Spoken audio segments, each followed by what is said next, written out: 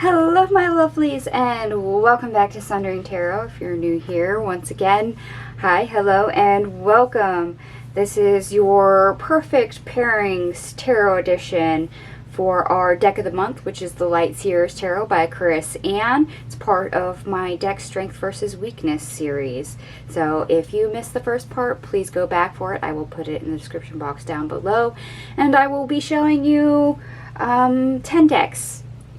However, the Light Seers being highly pairable, I have 28, let me say that again, 28 decks in my collection that are tarot decks that this deck pairs with. So please look in the description box down below for the whole list, because I'm only going to show you 5 mass market and 5 indie out of the 28 just to save time.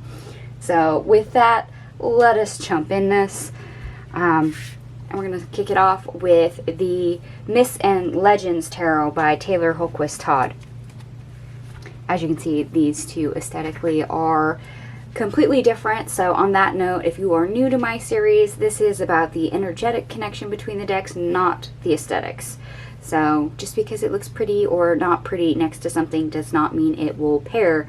I am going versus the energy and how they interact versus how it looks. Just so you know. And I wanted to include a couple different styles of decks to show you. Believe it or not, these two do get along. And reminder for the Light Seers, motivation, determination, and direction is our strength. However, Myths and Legends is a shadow deck. And you're going to see in my perfect pairings and then my anti-pairings for tarot that some shadow work decks will completely pair with the Light Seers and some won't. So I wanted to include some of the decks that most definitely will pair. And I have another one right here. This is the Baroque Tarot by Lamucci Design. And as you can see, it's a dark, heavy style deck. It's kind of more the art style that you would think of as a shadow work deck. Old vintage art. So, more older style, more modern. These two aesthetically aren't exactly on par, but they do get along, which is kind of nice. Just because if you have any hang-ups in a project or anything, you are able to find shadow work decks to highlight those areas and help you deal with them appropriately. And we're going to move right on and better show you the backs. This is the Out of Hand Tarot by Jamie Sawyer. It's another modern style deck. And in my collection, this is a career deck, so it is great when it comes to figuring out where you need to be headed or not headed in career, finances. Personally, this deck is here to show me where I am or am not spending money appropriately, so kind of money saving is a lot of the things that this deck combination tries to point out of, hey, you're overspending, you need to save, move in this direction, invest in this direction. And it's actually kind of fabulous. They're both modern style decks. They are both colorful, but still the art styles don't quite match, but I love it as a pairing. And moving right along, and if you haven't guessed, I'm showing you all the indie decks first. The next one is the Tarot of Oneness, which was July's deck of the month for my Strength versus Weakness. And yes, connections is the major thing for the Tarot of Oneness. And I really like having a deck that looks, you know, aesthetically pleasing next to the Light Seer's Tarot, but can help add that deeper layer by adding the connections that maybe aren't obvious with the Light Seers. And of course, the other strength for the Tarot of Oneness is self-care. So that is another deeper layer of, hey, when you're motivated and determined and you're going really hard, hard and heavy on a project or on your dreams, whatever, make sure to take care of you. And here's all the areas where you can learn to do that. So it's a fantastic combination to use in a spread.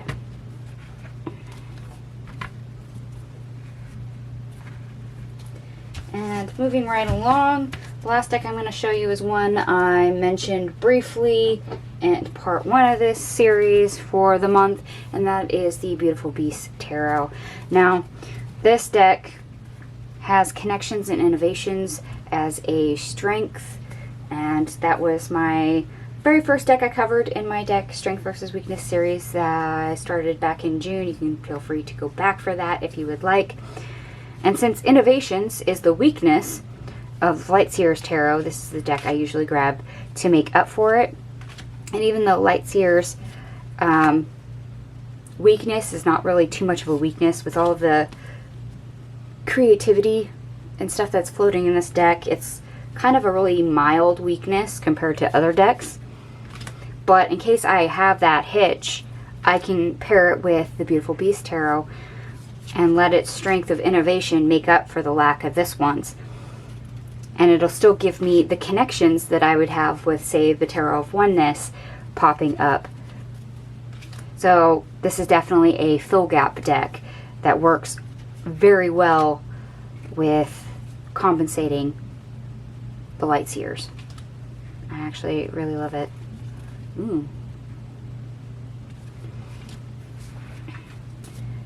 Alright, and for those of you that really aren't a fan of indie decks or don't have a high list of them, I'm going to move right on to mass market. I tried to be balanced here on what I showed you. So first mass market I'm going to show you is a Low Scale Barrow deck by David Corsi. This is the Tarot at the End of the Rainbow, and this is my spring deck in my collection. So new beginnings, hope, planting seeds, and then you pair it with the Light Seers with its motivation and getting you started, the whole pep talk energy.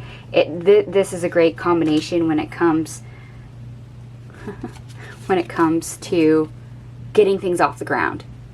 So if there's dreams, things you would like to tackle, pairing these two together to get you started, from the whole ruminating point to literally launching something, getting it off the ground, is fantastic. Plus, I just like the vibes with the two decks together, but that's just my own personal opinion. Alright, and the next mass market I'm going to show you is the Forest of Enchantment Tarot by Lunita Weatherstone. This is a very well-known mass market, and in my collection it is my Earth element deck. So we have air and earth. All things physical realm, career, health.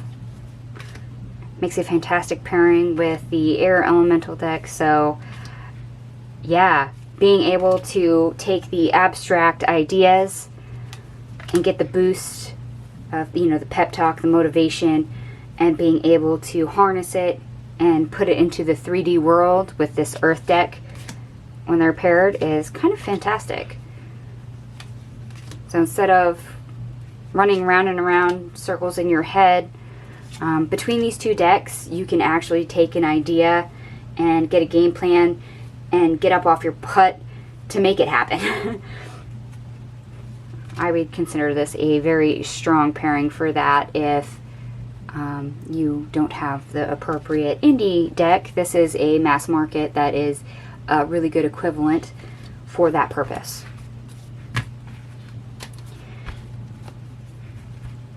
And I know I'm going pretty fast, and I apologize. I'm not going to show you all the decks. I'm just doing an overview. Feel free to look up the decks later if you are not familiar.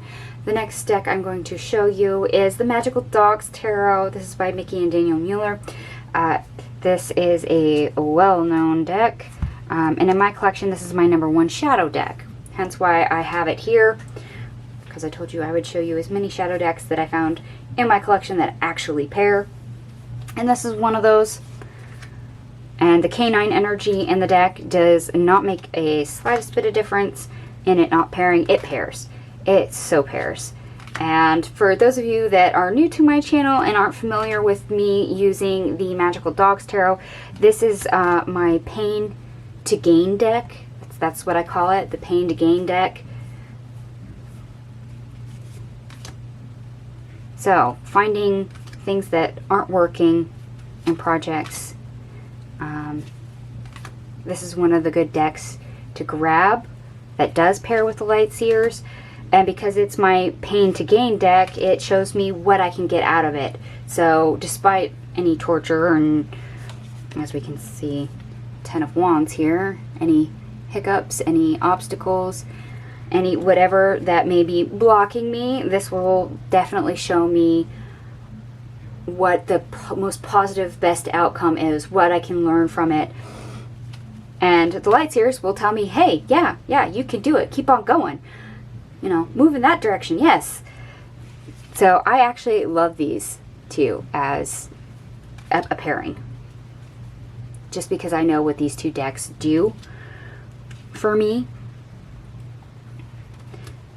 And if at any point any of these decks have different strengths, different weaknesses, or you've had a different experience with them, let me know in the comment section down below. I would love to hear from you guys on whether or not you agree or disagree, or if, you know, you have the same names for decks like this. I call my Pain to Gain deck. I have my Tarot Illuminati, which I call my Chaos deck. If you have some of the same names or purposes for decks, by all means, give me a shout out. I would love to hear from you. Alright, and our 9th deck we're going to cover is the Mermaid Tarot by Lisa Robertson. This is my water element deck. And because I am a water sign, this is very much me. And because I not always connect well with air-themed decks, the fact that I connect with the Light Seers and these two decks get along is fabulous for me. Just because it meshes and I get it. The light bulb goes on, folks. And with it being, you know, my water element deck, when paired with the Light Seers, I get to see exactly what I'm doing, where I'm headed, where all the energy is. This deck will actually tell me about energy manipulation, where the energy is or isn't. And it tells me about manifestation. So if I have an idea or something that I really want to create that's already in existence, and I pull the Light Seers Tarot and I need more clarification or an extra layer, grabbing the Mermaid Tarot and letting it tell me how the energy is going to flow through every step of the way, how things are going to end up being fulfilling or not fulfilling at the end.